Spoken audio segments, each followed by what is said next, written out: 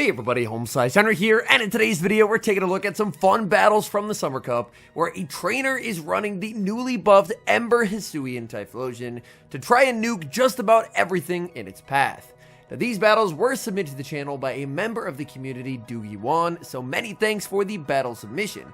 Now it goes without saying, Hisui and Typhlosion definitely a pick for fun, not a recommended pick for gaining elo, but this trainer runs it with Ember, Wild Charge, and Nightshade, being able to spam out nuke moves every 10 turns. So without further ado, let's hop out of the matches, and let's go Hisui and Typhlosion.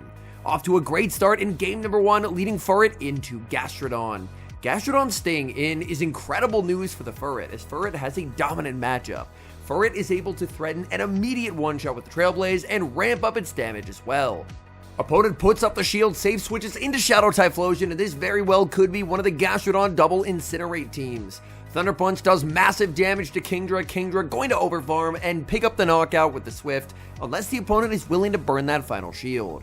They are not. Down goes Typhlosion, in comes Gastrodon. Gastrodon had a bunch of stored energy. Kingdra just gonna opt for a Swift. Swift will not knock out, but it does do some valuable chip damage, and now Furret is gonna be brought back onto the field.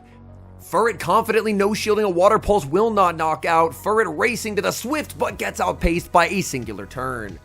My goodness, Mud Slaps will hurt Typhlosion, so Furret will put up the shield, throw one Sucker Punch, and now throw the Swift at the very low health Gastrodon. Gastrodon is going to no-shield in the back. There's another Incinerate user. It's going to be Talonflame. And right away, you can see the pacing on Ember. It is straight 5 to Wild Charge or Nightshade.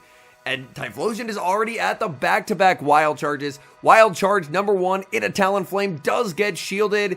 Even though that Wild Charge was banked, Typhlosion making sure to throw on perfect timing. Wild Charge number 2 picks up the knockout. Down goes Talonflame, and that's a good game. We move to game number 2. Oh, we've got some spice from the opponent, leading Furret into Victini. Victini did get buffed this season. It got access to Psyshock, giving it a more reliable bait move. V-Create will inflict big damage, and now the opponent is going to save switch into Shadow Gyarados. An incredibly cool team from the opponent so far, my goodness. Swift will be shielded, Furret trying to get to the Swift, but unfortunately Gyarados, lightning fast to charge moves, is already at the Aqua Tail. Furret will put up a shield, looking to get some damage onto this Gyarados. Swift is no shielded, and now here's the switch into Kingdra. Kingdra looking for a snipe, can't quite get the farm down. I believe they are short of a crunch. It is only going to be the double resisted Aqua Tail, and that is a great trade for Kingdra. Kingdra exits pretty low, but with quite a bit of energy. This energy can threaten just about anything. In comes Fearow. Fearow would get one shot by an Outrage. Is the opponent going to risk it and call it? Yes, they do! What a call from the opponent.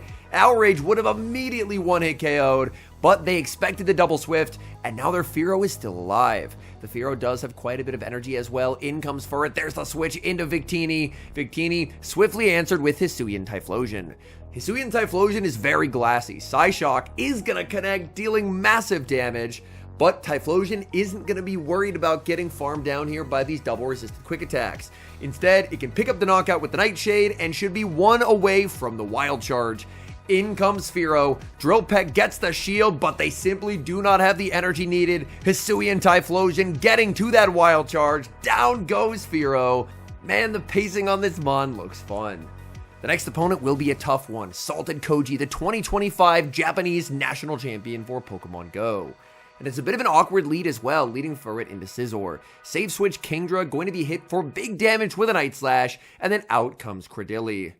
This is going to be a tough 50-50. Kingdra has enough for an Outrage plus a Swift. Kingdra full sending the Outrage into the shield. Good call by Salted Koji.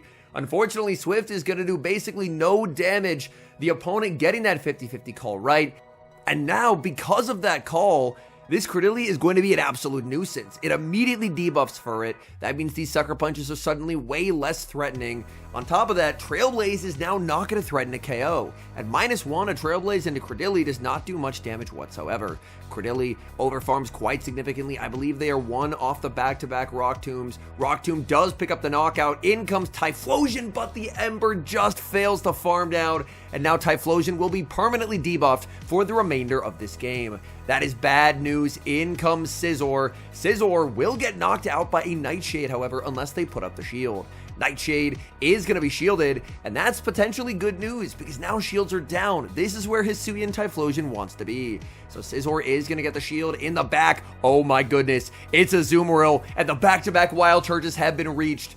Typhlosion is -1. Can it pull off the impossible wild charge? Big damage. Going for wild charge number 2. Come on, Hisui and Typhlosion. Wild charge number 2 just misses that KO. Twice in this game, the opponent lives on 1 HP. And unfortunately, that's going to be a heartbreaking defeat. An old nemesis returns in the next match as it's Furret into Cradily. Cradily was such a nuisance last game. This time it's a Bullet Seed Cradily. The opponent will concede a free Sucker Punch just to guarantee that they can apply a Rock Tomb debuff onto the Furret before the Trailblaze lands. We saw last game a -1 Trailblaze does not do a lot of damage to Cradily, so for Cradily it's actually worth it to concede that free energy because even with doing so, Cradily is still able to outpace the Furret and get to the second Rock Tomb before that second Trailblaze can land. Furret's not trying to win this matchup, however. Furret is just trying to soft lose it and set up a wicked farm for Kingdra. Shadow Kingdra hits the field, taking almost no damage and already almost has an entire Swift loaded. In comes Greninja, and it is so good to see this here. Greninja would be absolute lights out for the Typhlosion. The Swift bait is successful, grabbing a shield from the opponent, and honestly, at this health range, this is approaching a range where Swift itself can knock out. Kingdra unfortunately plays to a CMP tie there, looked like meant to throw 2 and the move, but unfortunately ends up being CMP. So Kingdra forced to put up a shield, but the Swift will still be highly threatening. The opponent is going to shield, and they're just going to get outpaced. They cannot get to the Night Slash because it's 3-2-3 to the Night Slash. They're on their 3 cycle. They get KO'd in the back. They have Skeleturge, and now it's the battle of the Fire Ghost types. And unfortunately for Skeleturge, they're not winning charge attack priority. Nightshade comes out, 1-hit KO onto that Skeleturge to secure the win. We've got a very neutral lead in the next match, Furret into Kingdra. Furret will outpace if the Kingdra tries to commit to an outrage, but they don't. Instead, they're just going to go for the Swift. Swift guarantees some solid chip damage onto that Furret, but without building up to the outrage, there's never any pressure for Furret to put up a shield. Furret will now get to fire off the Swift. That's going to do solid damage. Furret gets outpaced, which means once again, this cannot be an outrage. This will allow Furret to win the zeros. Furret is actually over farming, so Furret wants to leave as little farm for whatever gets brought in here after this gets KO'd as humanly possible, but the opponent is actually going to take switch. In comes Kingdra, sniping down their Kingdra before they can get to a Swift. And oh my goodness, is Kingdra happy to see Gastrodon, as Gastrodon would completely shred the Hisui and Typhlosion in the back. Body Slam will absolutely be shielded, and now Kingdra going for the home run ball here, full sending the outrage into the Gastrodon, but Gastrodon puts up the shield, and unfortunately this means that at the very least, Kingdra gets to get rid of the Gastrodon, but all shields are going to be down. Hisui and Typhlosion is very glassy. In the back, they have Crustle. Crustle going to take huge damage from the Shadow Outrage. That's going to connect. Quick switch to Typhlosion, sniping down with the Embers before they can make a Rock Wrecker. In comes Gastrodon, and it's Typhlosion's turn to flip the script. Gastrodon, a nightmare matchup, but after a lot of chip damage and all shields are down, Nightshade KOs the Gastrodon and takes the win. We move to the next match, picking up a very neutral lead once again, Furret into Empoleon. Empoleon does have a pretty significant pacing advantage in this matchup, but Furret can choose to ramp up its damage with Trailblaze. Furret overfarms massively and catches what should be a Hydro Cannon onto Kingdra where it's double resisted, and it is the Hydro catch. Very nicely done. Baiting out the Gastrodon. Everyone loves bringing Gastrodon into this Kingdra, my goodness. Kingdra obviously extremely happy to bait this out, but less happy when the outrage gets shielded. Kingdra makes a Swift. Swift will not KO, but it will get the opponent quite low. The opponent, maybe with a miscount, puts up the shield, and now they're just going to get KO'd by a Trailblaze. Oh, that's a disastrous exchange for the opponent. A tragic miscount that costs them all of their Gastrodon energy. Opponent tries for a peekaboo play as they send in Empoleon. Empoleon does not catch the Trailblaze, instead will get KO'd by a Swift. And now looking to send out Typhlosion. Typhlosion has 2 shields to hide behind, so even though Cradily is a terrible matchup for Typhlosion, it's Typhlosion who's going to get the last laugh in this game. Typhlosion farming up to the back-to-back Nightshades. This is debuffed, so it's not at full power. Can it still 2-shot? It looks like barely not. The opponent should hang on with very low HP to the second Nightshade. They survive. Only a few HP left, but thankfully Typhlosion was up 2 shields to 0, so that very low HP survive does not matter. 3 Embers later from Typhlosion gets the farm down and secures the win. We move to the next match, leading Furret into Macargo. What fast move are they using? It's Ember, and I've got to say, Macargo, I'm so used to seeing Incinerate that anything but Incinerate just looks very, very odd visually. They land the Rock Tomb. Furret gonna bank the energy save switch into Kingdra. They bank a ton of energy, and out comes Ferrothorn. This is not where Kingdra wants to be. Everything Kingdra has is going to be resisted. Shadow Outrage still leaves a mark. Kingdra should not get knocked out by a Power Whip. It's going to do a ton of damage, but Bullet Seed does not have a lot of fast move pressure, so Kingdra will actually be able to generate an advantage out of this mid game, guaranteeing either switch or shield advantage. It looks like switch advantage has been won, but unfortunately that Macargo is still going to be a problem. In comes Cradily as the final Pokemon, and man, there just really isn't a lot of places for Hisui and Typhlosion to run in this game.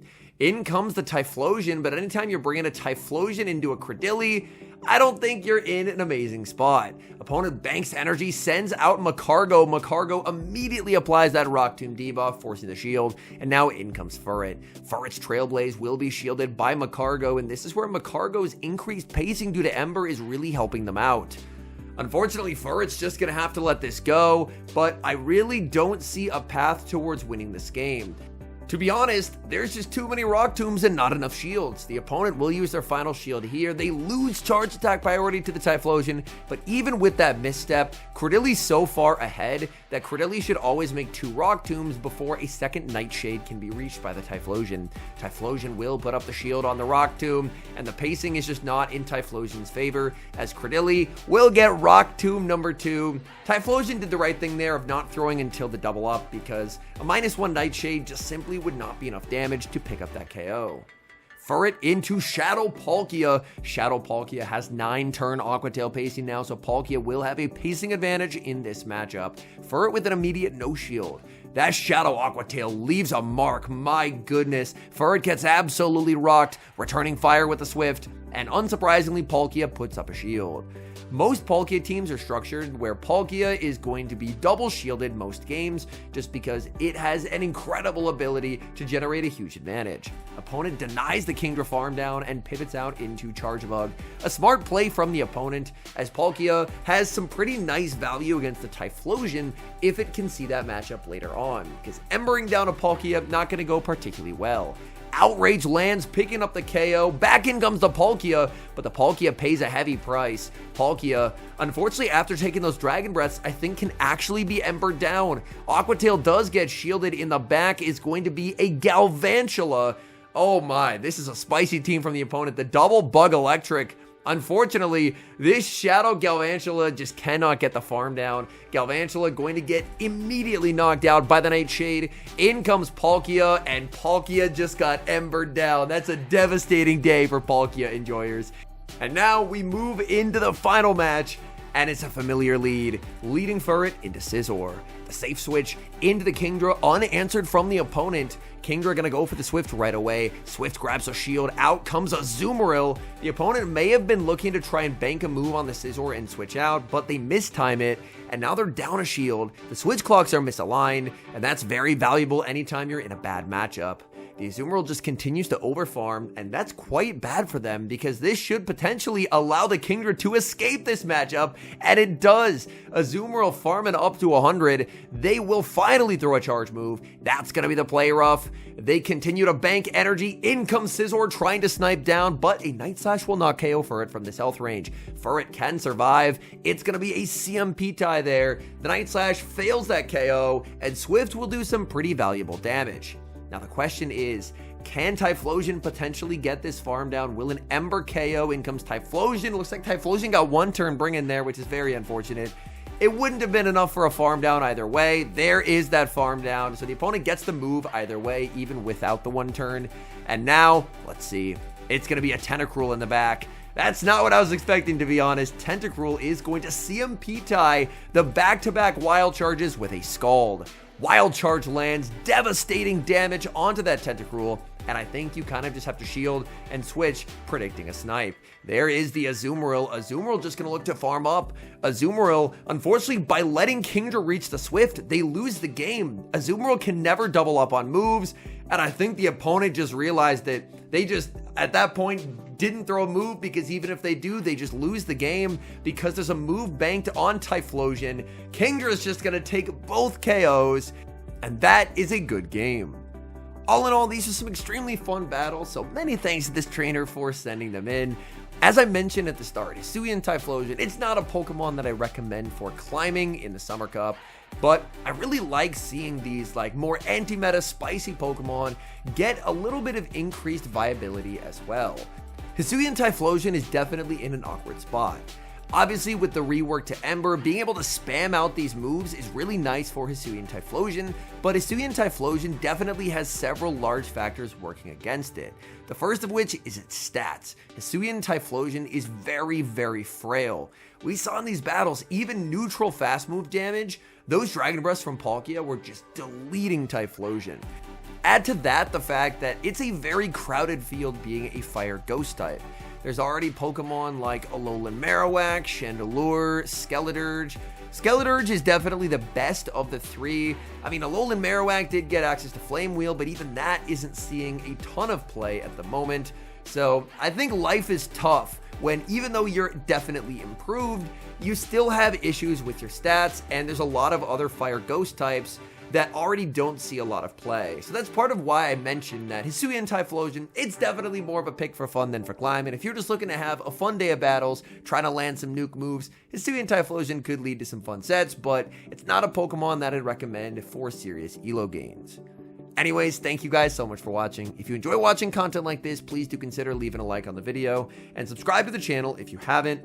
And a special thank you as always to our channel members here on YouTube. The support you guys provide is genuinely so appreciated. So thank you guys oh so very much. And until next time, I've been HomeSliceHenry.